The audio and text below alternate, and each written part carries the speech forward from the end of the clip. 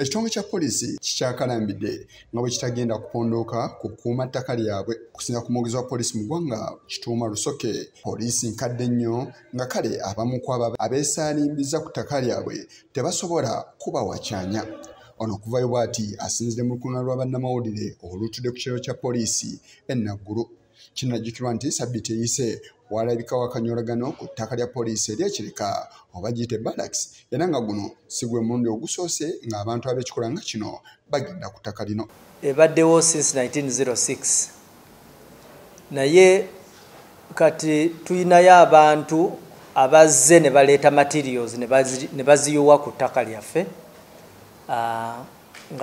so okugezaako okulemesa ekyo ekiwamba ttaka ne tubaziyiza so okubategeeza nti tetujja kukkiriza eyo empisa n'okugezaako okulaba nti era bwe banaddamu kiyinza obutabagendera bulungi.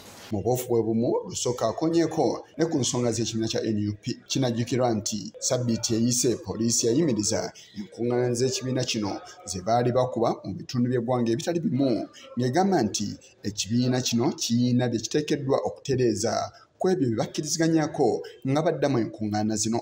Police road to NUP, we have not got feedback from them, but when we get feedback then we shall answer them.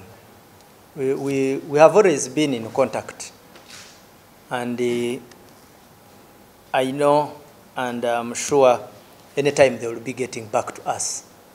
Lusoke era alabudde n'abo abatandise okwonoona emikolo gy'embalo, emikolo egy'abannaffe ab'amasaaba. Tetwagala bantu kugezaako kuyingirira cultural festival gondi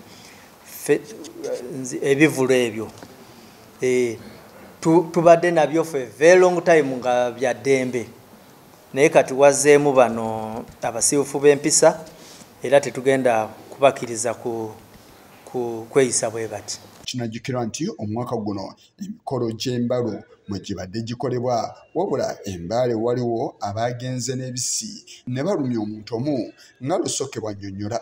Wano this time waliwo abalenzi baleetamu omuze bakozesa chance eyo okubba abantu baali balina n'ebisi pangas bintu bingi nnyo era basobola okutuusaako omuzeeyi omu we bayita Wesonga Swibe obuvune, naye kyamukisa mulungi poliisi yasobola okukwatayo abalenzi 3 omuli Wamimbi Bosco, Watuba Bernard ne Wabulo Moses. Yise Kigongo ku lwa Channel 44 Oleggulo.